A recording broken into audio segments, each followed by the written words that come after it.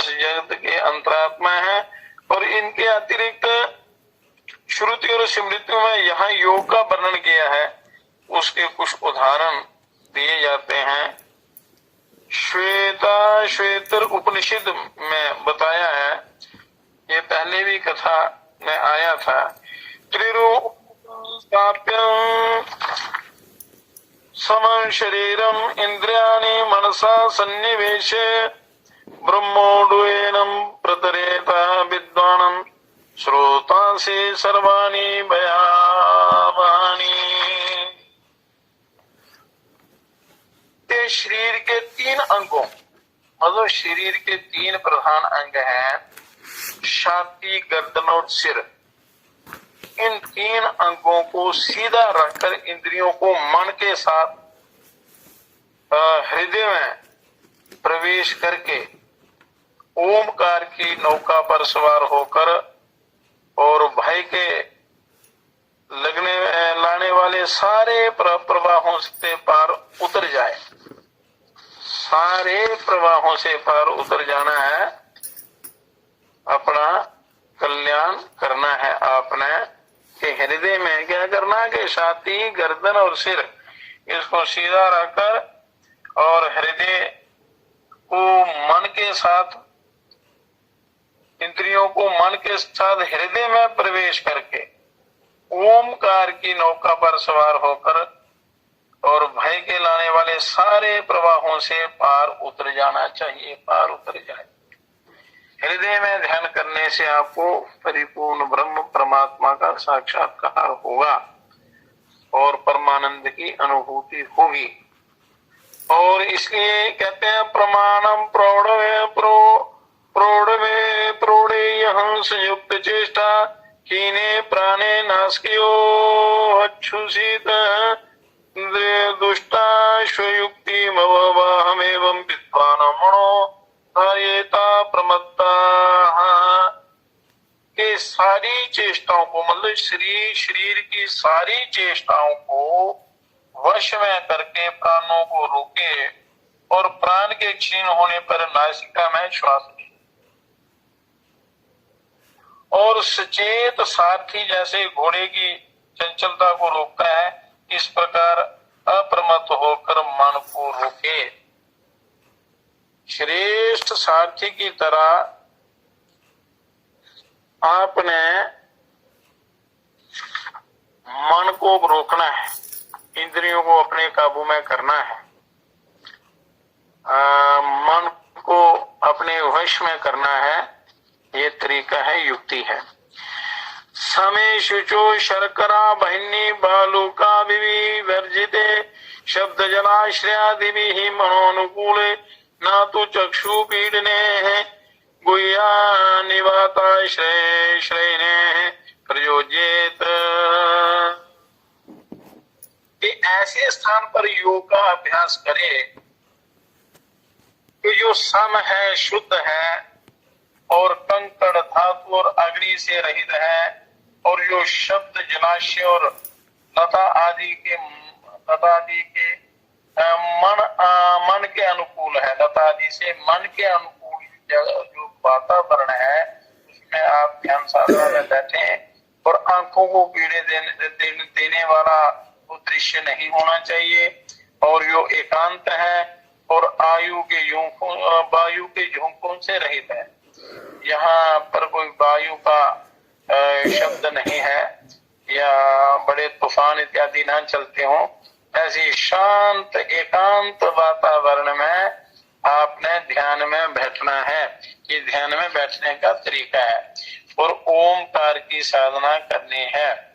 और निहार धूमा अर्का नीलाननालानां खद्योत विद्युत स्फटिक शशि नामम एतानि रूपाणि पुरंसराणि ब्राह्मण्य अभिव्यक्ति करानि योगे। अब अभ्यास का प्रभाव होने लगता है। तो एकांत में जब आप ध्यान में बैठे हैं और मन को इंद्रियों के सहित आप हृदय में लगा देते हैं, अंतर्मुख कर देते हैं, और तब पहले ये रूप देखते हैं ध्यान के लक्षण क्या है कि आपका ध्यान अच्छा चल रहा है कि नहीं चल रहा है। तो जब ध्यान होने लगता है तब क्या होता है कि पहले कोहरा, धुआं, सूर्य, वायु, अग्नि, जुगनू, विद्युत, बिलोर और चंद्र ये सम रूप देख जब शांत हो जाते हैं तब ब्रह्म का प्रकाश होता है। ये पहले पहले ये आपको ये दिखाई देंगे, ये चीजें दिखाई देंगी। तो उसके बाद आपको जब ये शांत हो जाते हैं तो ब्रह्म के प्रकाश की अनुभूति होती है। और जब पृथ्वी, जल, तेज, वायु और आकाश प्रकट होते हैं, ये पांचों तत्व प्रकट होते हैं, पांचों तत्वों का जय हो जाता है, तब फिर योग के लिए ना रोग है, ना जरा है, ना दुख है, क्योंकि उसने ये शरीर पा लिया है जो योग की अग्नि से बना है। मतलब ऐसा शरीर जो योग की अग्नि से बना हो वही योग के लिए उपयुक्त होता है, योग विद्या के लिए परम कल्याणकारी होता है। तो इसलिए मनुष्य को एकांत स्थान में, घर में ही कहीं एकांत कमरे में बैठकर, जिस कमरे में अच्छे चित्र लगे हों, योग परक चित्र लगे हों और यहाँ मन लगता हो, और वहाँ बैठकर आपने ये ध्यान साधना करनी है और धीरे धीरे इसका अभ्यास करना है। इसमें जल्दबाजी नहीं, धीरता से, बड़े धैर्य से ये साधना की जाती है तो जल्दी लाभ होता है। तो योग साधना ठीक चल रही है कि नहीं चल रही है, जब ये लक्षण आपके सामने प्रकट हो, जैसे कोहरा, धुआं, सूर्य, वायु, कभी जुगनू के समान, कभी बिजली के समान प्रकाश, कभी क्रिस्टल के समान और कभी चंद्र और अनेक प्रकार के रूप जो दिखते हैं, फिर उसके बाद ये सब शांत हो जाते हैं और परमात्मा का प्रकाश प्रकट होने लगता है, तो समझना कि हमारी योग साधना बड़ी अच्छी चल रही है। अब जब पृथ्वी, जल, तेज, वायु और आकाश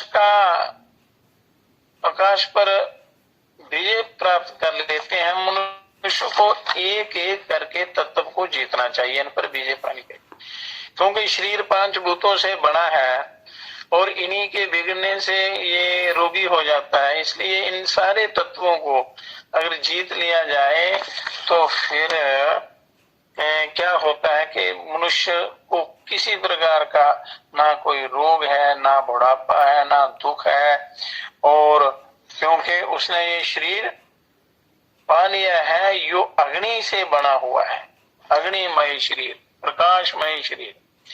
तो ये धीरे धीरे अभ्यास करने से प्राप्त होता है। लघुत्वम आरोग्यम लोलुप्तम वर्ण प्रसादम स्वरसौष्ठवम च गंधाशुभो मूधपुरी चमल्पम योग प्रवृत्तम प्रथमा वदंती। योग का पहला फल कहते हैं कि शरीर हल्का हो जाता है। कहते हैं ना, ओम की धुन प्यारी साधो, ओम की धुन प्यारी रहती है। ओम का जो नाद योग आप करते हैं तो उसमें क्या है कि दिन दिन सुनत नाद जब विकसे काया कंपत सारी, मतलब काया हल्की हो जाती है, शरीर में हल्कापन आ जाता है, शरीर आरोग्य रहता है, और शरीर में आरोग्य रहता है और विषयों की लालसा मिट जाती है। ध्यान करते करते इतने आनंद की अनुभूति होती है कि विषय भोगों की लालसा मिट जाती है। और ये स्थिति पक्की बनी रहे, इसके लिए आपको प्रतिदिन आपने ध्यान करना है, साधना करनी है, अभ्यास करना है। तो इससे पहला फल क्या होता है, आरोग्यता बढ़ती है, विषयों की लालसा मिट जाती है, कांति बढ़ जाती है, शरीर में तेज आ जाता है और स्वर मधुर हो जाता है, मन शुद्ध होता है और मल मूत्र थोड़ा होता है, अल्प हो जाता है, क्योंकि खान पान बड़ा शुद्ध हो जाता है और मल मूत्र बड़ा अल्प हो जाता है। और इसके बाद जिथेव बिंबम हृदयोपलिप्तम तेजोमयम भ्राजते सुदान्तम् तद्वात्मतत्त्वं प्रसमीक्ष्य देहि एकः कृतार्थो भक्ते विद शोका। और इसके पीछे उसे आत्मा के शुद्ध स्वरूप का साक्षात्कार होता है। और वह रतन जो मिट्टी से लिथड़ा हुआ होता है, जब धोया जाता है वह फिर तेजोमय होकर चमकता है। और इस प्रकार देही पुरुष फिर आत्म तत्व को देखकर शोक से पार हुआ कृतार्थ हो जाता है। मतलब जब ये विश्व विकारों से धुल जाता है, पवित्र हो जाता है, मनुष्य साधना के द्वारा इसको शुद्ध कर देता है, तो फिर ये मृत्यु रूपी शोक सागर से पार हो जाता है, कृतार्थ हो जाता है, इसको आत्मानंद की अनुभूति होने लगती है। इस प्रकार मनुष्य को योग विद्या का आश्रय लेना चाहिए। योग विद्या की साधना प्रतिदिन करनी चाहिए। इसमें प्रमाद और आलस्य नहीं करना चाहिए, क्योंकि समय बहुत कम है। और यदि ये समय भी विषय भोगों में बिता दिया और कोई रोग लग गया तो वे शरीर का दुर्गति हो जाती है और जीवन फिर आवागमन के चक्कर में पड़ जाता है। और जब योग युक्त होकर दीपक के समान तुल्य आत्म तत्व से ब्रह्म तत्व को देखता है, जो अजन्मा अटल और सब तत्वों से विशुद्ध है, परम पवित्र है, तब उस देव शुद्ध परमात्म तत्व को जानकर सब फांसों से छूट जाता है। ये संसार में फांसे ही फांसे हैं, फांसियां ही फांसियां हैं, दुख ही दुख है, कष्ट ही कष्ट है। तो जब बिना उसके आत्म ज्ञान के, ब्रह्म ज्ञान के, वो इनसे छुटकारा नहीं मिलता, तो इनसे छूटने के लिए आपको योग साधना करनी ही चाहिए। उससे के सिवा कोई सरल सीधा और शॉर्टकट रास्ता नहीं है। अब कहते हैं कि जदा पंचावतिष्ठन्ते ज्ञानानि मनसा सह बुद्धिश्च न विचेष्टति तमाहु परमां गतिम् ताम योगमिति मन्यते स्थिरामिन्द्रिय धारणाम् अप्रमत्तस्तदा भक्ति योगो हि प्रभवाप्ययो। तो मनुष्य का जहां मन लगे, जिस स्थान में, किसी मंदिर में हो, देवस्थान में हो, तीर्थ स्थान में हो, में हो या घर में हो, घर में कोई साफ सुथरा एकांत स्थान देख के घर में ही बैठकर आपने ध्यान करना है। और ध्यान करते करते आपको उस लगेगा, मुझे लगता है। तो क्या होता है कि जब पांचों ज्ञान इंद्रियां मन के साथ स्थिर हो जाती, पांचों ज्ञान इंद्रियां जब मन के साथ स्थिर हो जाती हैं और प्रत्याहार द्वारा अंतर्मुख हो जाते हैं, क्योंकि यम नियम आसन प्राणायाम और प्रत्याहार, प्राणायाम से शरीर की परम शुद्धि हो जाती है। और फिर जब प्रत्याहार के द्वारा इंद्रियां अंतर्मुखी हो जाती हैं और बुद्धि भी चेष्टा रहित हो जाती है, चित्त की सब वृत्तियों का निरोध हो जाता है। योग जो है चित्त वृत्तियों का निरोध होना ही योग है। वृत्तियां अगर निरुद्ध हो जाएं, शांत हो जाएं, तो समझो योग सिद्धि हो गई। तो उसको परम गति, सबसे ऊंची अवस्था कहते हैं, उसी को योग मानते हैं कि चित्त की सब वृत्तियों का निरोध जब हो जाता है तो योग की परमोच्च स्थिति होती है। और जो इंद्रियों की निश्चल धारणा है, उस समय वह योगी प्रमाद से अपने स्वरूप को भूला हुआ जो वृत्ति सारूप्य प्रतीत हो रहा था, उससे रहित हो जाता है।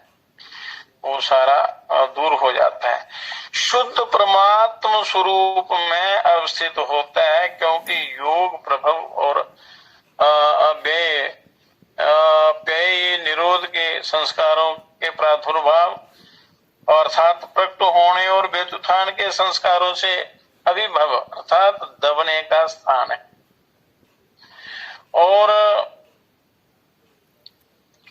योग जो है ये परमोच्च साधना है, जो मनुष्य करता है तो उसको इसी जन्म में उसका पूर्ण फल मिलता है, कल्याण होता है।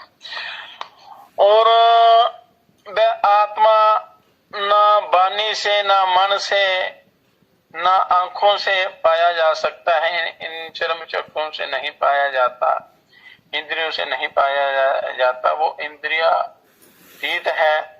और वह है ऐसा कहने के सिवा उसे कैसे उपलब्ध करें। वह है, प्रभु है, ईश्वर है, ब्रह्म है, इस रूप से और तत्व स्वरूप से उसको जानना चाहिए। और जब वह है इस प्रकार का अनुभव कर लिया है कि ईश्वर है, तब उसका तत्व स्वरूप स्पष्ट हो जाता है। जब ये पक्की धारणा हो जाती है कि ईश्वर है, तो उनका जो असली स्वरूप है वो स्पष्ट हो जाता है। और विशिष्ट रूप से उसका वह है करके और शुद्ध स्वरूप में उसका तत्व भाव अनुभव करते हैं। इसलिए गीता के 6वें अध्याय में भगवान ने कहा है, योगी जुंजेत सततमात्मानं रहसि स्थिता एकाकी जत चित्तात्मा निराशीर परिग्रह। योगी सर्व समर्थ होता है और योगी सबसे जल्दी उस ब्रह्म की प्राप्ति करता है। और योगी स्वयं ही अकेला ही एकांत स्थान में बैठकर, किसी पवित्र स्थान में बैठकर और एकाग्रचित होकर आशा और संग्रह को त्याग कर, मतलब आशा, तृष्णा, वासना, कामना, संसार के विषयों की, पदार्थों की और संग्रह को के इकट्ठा करना, उल्टे सीधे युक्तियों से, तरीकों से संग्रह करना इत्यादि, इनको त्याग कर निरंतर आत्मा को परमात्मा के साथ जोड़े। योगी को ये आज्ञा है कि वे आत्मा को परमात्मा के साथ जोड़े। इसी में परम कल्याण है, नहीं तो कष्ट होता ही रहता है, मनुष्य का कल्याण नहीं होता। इसलिए कहते हैं वह योगी पवित्र स्थान में जो ना अति ऊंचा हो ना अति नीचा हो, ना अति ऊंचा हो ना अति नीचा हो, और कुशा का या ऊन का आसन या वस्त्र, कोई पवित्र या कोई सूती आसन या खादी का कोई आसन और पवित्र वस्त्र को बिछाकर उस आसन पर एकाग्र मन से बैठ जाना चाहिए। और उसमें एकाग्रता से बैठकर अपनी सभी समस्त इंद्रियों को और अपने चित्त को वश करके आत्म बुद्धि के लिए योगाभ्यास करे, योग का आचरण करे। ये बार बार भगवान ने कहा है। समकायं शिरोग्रीवं धार्यंचलं स्थिरा संप्रेक्ष्य नासिकाग्रं स्वं दिशाचल चालयन्नालोकिना। के सिर, गर्दन और धड़ एक सीध में अचल रखकर स्थिरासन अवलोकयनम, के सिर, गर्दन और धड़ एक सीध में अचल रखकर, स्थिर रखकर इधर उधर ना देखता हुआ नासिका के अग्रभाग में दृष्टि रखे। नासिका के ऐसे थोड़ी सी खुली हुई आंखों से नासिका के अग्रभाग में ऐसे दृष्टि। आंखें पूरी बंद कर देंगे तो नींद आएगी, खोलेंगे तो ये संसार नहीं रहेगा। तो इसे ऐसे तो ऐसी अर्थोन्मिलित आंखों से, आदि मिली हुई आंखों से ऐसे नाक के अग्रभाग को देखना है अपने तो एक प्रकाश सा दिखता है, तो उसमें अपने मन को आपने स्थिर करना है। और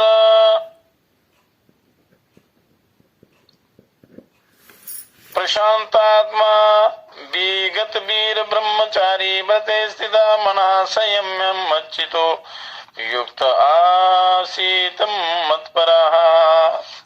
भगवान कहते हैं कि शांत चित्त निर्भय ब्रह्मचर्य व्रत में स्थित और मन का संयम करके मुझ परिपूर्ण भ्रम परम पिता परमात्मा में परायण हुआ योग युक्त होवे, योग से जुड़ जाए, योग साधना करे, योग का अभ्यास करे। और यदि स्वयं पता ना चले तो सिद्ध महापुरुषों के पास जाकर उसका योग का अभ्यास सीखे, योग की युक्तियां सीखे और उनके सानिध्य में करे। तो इस प्रकार निरंतर अपने आप को योग में लगाए हुए तथा मन को निग्रह किए योगी मुझ में परमात्मा में स्थित रहने वाली तथा परम निर्वाण को देने वाली उस परम शांति को प्राप्त होता है, परम ब्रह्म को प्राप्त होता है। अब भगवान कहते हैं कि तपस्वी भ्यो अधिको योगी ज्ञानी भ्यो मतो अधिका कर्मी व्यश्चाधिको योगी तस्माद योगी भवार्जुन। योग योगेश्वर परिपूर्ण ब्रह्म परम पिता परमात्मा श्री कृष्ण जी कहते हैं कि योगी तपस्वियों में भी श्रेष्ठ है, तपधारियों में भी सर्वश्रेष्ठ है, और शास्त्र के जानने वाले ज्ञानियों से भी श्रेष्ठ है, और तथा कर्मकांडियों से भी श्रेष्ठ है। इसलिए हे अर्जुन तू योगी बन। मतलब भगवान साथ साथ में ये मार्गदर्शन भी करते हैं कि हे अर्जुन तू योगी बन। योग के लिए वो मार्गदर्शन करते हैं, वो प्रेरणा देते हैं कि योग ही कल्याणकारी है, तू योगी बनने का वो कर, प्रयत्न कर, उसका अभ्यास कर। तो भी तो इसलिए मनुष्य को योग का अभ्यास करना बहुत ही आवश्यक है, क्योंकि संसार बहुत भयावह है, भयंकर दुख कष्ट कलेश, इस संसार दुखों से ही भरा हुआ। इसमें मन लगाएंगे तो दुख के सिवा कुछ नहीं मिलेगा, योग में मन लगाएंगे तो परिपूर्ण ब्रह्म परमात्मा का साक्षात्कार होगा, सारे दुखों से मनुष्य छूट जाता है और आत्मानंद की तरफ बढ़ता है, उसकी प्राप्ति हो जाती है। फिर ये सुख दुख से बहुत ऊंचा उठकर परमानंद में रहता है सदा के लिए। प्रयाण काले मनसा चले न भक्ता युक्तो योग चले बले निचेव भ्रुवोर मध्य प्राणमावेश सम्यगा सातम परम पुरुषोमपैति दिव्यम। के जो व्यक्ति साधक है वह भक्ति युक्त पुरुष अंत काल में भी योग बल से भ्रुकुटी के मध्य में प्राण को अच्छी प्रकार स्थिर करे, प्राण को भ्रुकुटी मध्य में, यहाँ आज्ञा चक्र में, अंत काल में पहले अगर अभ्यास किया हो तो अंतिम काल में आज्ञा चक्र में ध्यान लगता है। तो अगर आज्ञा चक्र में ध्यान स्थिर हो जाए तो अंत में उसको, उस जीवात्मा को परम गति परम ब्रह्म की प्राप्ति होती है। भक्ति युक्त पुरुष अंत काल में भी योग बल से भ्रुकुटी के मध्य में प्राण को अच्छी प्रकार स्थापन करके फिर निश्चल मन से स्मरण करता हुआ उस दिव्य स्वरूप परम पुरुष परमात्मा को ही प्राप्त होता है। ये इसका लाभ है। इसलिए मनुष्य को हर समय आलस्य प्रमाद और इस तंद्रा निद्रा को छोड़कर योग युक्त रहना चाहिए, योग में बुद्धि रखनी चाहिए, योगमय स्थिति को प्राप्त होना है। तो ये समय बार बार नहीं मिलता है, मिला है तो आपको लाभ लेना है पूरा, ये भगवान की आज्ञा है। यदि आज्ञा का पालन करोगे तो लाभ होगा, अगर पालन नहीं करोगे तो पतन होता है। तो हे अर्जुन सब इंद्रियों को द्वारों को रोक कर इंद्रियों को विषयों से हटाकर, रोकने का अर्थ है कि इंद्रियों को विषयों से हटाकर तथा मन को हृदय देश में, मतलब हृदय में स्थिर करके और अपने प्राणों को ब्रह्मरंध्र में स्थापन करके योग धारणा में स्थित हुआ। यो पुरुष क्या है? ओम इत्येकाक्षरम ब्रह्म व्यवहारणम मामनुस्मरणम यह प्रयाति त्यज्य देहं सायाति परमांगतिम। यो पुरुष ओम ऐसे इस एक अक्षर रूप ब्रह्म को उच्चारण करता हुआ और उसके अर्थ स्वरूप मेरे को, परमात्मा को चिंतन करता हुआ शरीर को त्याग कर जाता है शरीर को, परमात्मा का ध्यान करता है, तो वह पुरुष परम गति को प्राप्त होता है। तो इन श्लोकों से ये स्पष्टीकरण होता है कि हृदय बहुत सी नाड़ियों का केंद्र स्थान है, बहुत सी नाड़ियों का केंद्र स्थान है हृदय, और वहां से एक नाड़ी ब्रह्मरंध्र को जाती है। और जैसा कि श्रुति बतलाती है कि हृदय से एक नाड़ी ब्रह्मरंध्र में जाती है। बहुत नाड़ियां निकलती हैं पूरे शरीर के लिए, पर एक नाड़ी ब्रह्मरंध्र को जाती है, दशम द्वार को जाती है। और शतम चेका च हृदय से नाड्यस्तासं मूर्धनं भिनेषु स्तुते स्तैकाः तयो अर्घ्यमायन्यं मृतत्वमेति विश्वंगन्यात्क्रमणे भवन्ति। ये 101 हृदय की नाड़ियां हैं, प्रधान नाड़ियां हृदय की 101 है। उनमें से एक सुषुम्ना नाड़ी है। सुषुम्ना मूर्धा की ओर निकलती है। उस नाड़ी से ऊपर चढ़ता हुआ योगी अमृतत्व मतलब ब्रह्मलोक को प्राप्त होता है, ब्रह्मलोक को, इस परम पद को प्राप्त होता है। और दूसरी नाड़ियां उनमें से निकलने में भिन्न भिन्न गति देने वाली होती है। अगर उन अलग अलग नाड़ियों से और निकलता है, प्राण त्यागता है, तो उनकी भिन्न भिन्न गतियां होती हैं। परंतु जो सुषुम्ना नाड़ी के द्वारा जो गमन करता है, जिसके प्राण निकलते हैं, वो परम गति को प्राप्त होता है, ब्रह्म लोक को प्राप्त होता है। हाँ, निकलने में भिन्न भिन्न गति देने वाली होती है। जहां जहां जिस नाड़ी से निकलते हैं उससे अलग अलग गति होती है। तो जो योगी प्रत्याहार द्वारा मन को स्थिर करके पूरे मनोबल से सारे प्राण को मुख्य नाड़ी में ब्रह्मरंध्र में ले जाता है, तो ब्रह्मरंध्र में ले जाने के लिए ध्यान की युक्तियां हैं, साधनाएं हैं, विधियां हैं।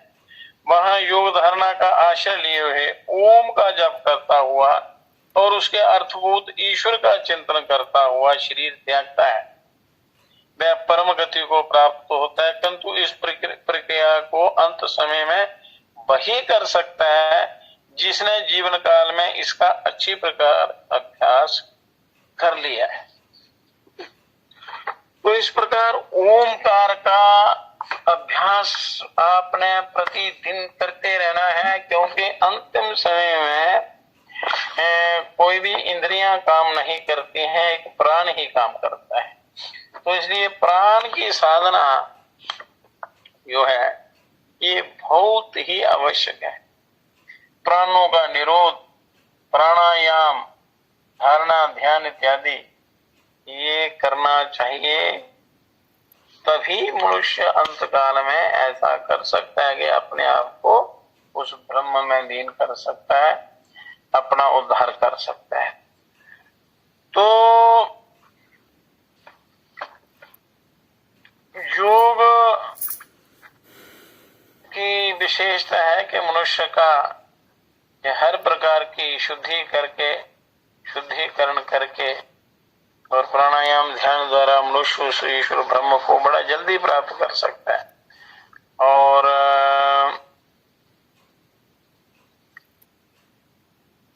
मनुष्य को ये समय व्यर्थ नहीं गंवाना चाहिए, इसलिए योग में लगाना चाहिए। तो योग दर्शन में पतंजलि योग प्रदीप या योग दर्शन में योग के जो ग्रंथ हैं, इसको अति सुगमता, सरलता, नियम और ज्ञान पूर्व और क्रियात्मक रूप से बताया हुआ है। बड़े अच्छे ढंग से बताया है, बहुत ही मेहनत करके, बड़ी साधना करके, तब करके इस दिव्य ज्ञान को मनुष्यों के लिए संग्रह किया है इसका। तो इसलिए योग के कई भेद हैं। योग के साधनों के भेद से योग को राज योग, ध्यान योग, ज्ञान योग, राज योग अर्थात ध्यान योग कहते हैं, राज योग को ध्यान योग, राज योग को ध्यान योग ही कहते हैं, और ज्ञान योग अर्थात सांख्य योग, कर्म योग अर्थात निष्काम कर्म, अनासक्ति योग, फिर भक्ति योग, हठ योग आदि श्रेणियों में विभक्त किया गया है। और इस ग्रंथ में, इस दर्शन में, या ये जो है मनुष्य के लिए बड़ा सरल करके इनका मुख्य विषय राज योग अर्थात ध्यान योग है। पर ऊपर जो योग बताए गए हैं सब इसके अंतर्गत आते हैं, ध्यान योग के अंतर्गत। तो इसलिए ध्यान योग की विधियां अच्छी प्रकार सीख कर मनुष्य को ये साधना में तत्पर हो जाना चाहिए, अन्यथा ये जीवन ऐसे ही व्यर्थ चला जाएगा। तो इसलिए कहते हैं अभी आज का सत्संग यहीं समाप्त करते हैं, और कल ठीक 9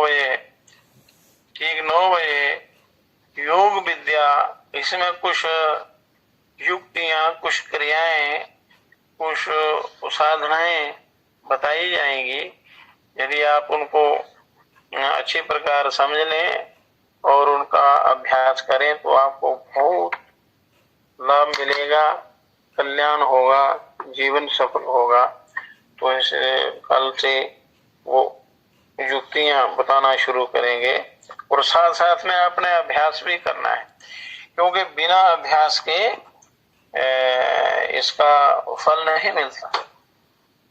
सुनने से भी कल्याण होता है, पर पूर्ण रूप से परम कल्याण बिना अभ्यास के नहीं होता। इसलिए श्रवण के साथ साथ इसका मनन और निधिध्यासन भी करना है, और बाकी कथा कल करेंगे।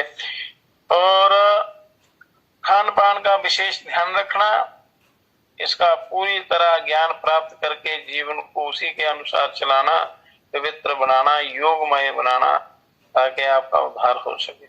हे परम पिता, हे विश्व पिता, हे राष्ट्र पिता, हे जगदादा, हे करुणामय दीन दयालो, पूर्ण गुरु हे अपरंपार, हे महेश अब शीघ्र कृपा कर हमें दीजिए योग विचार, मानवता के प्रेरक बनकर नाथ करे सुखमय संसार।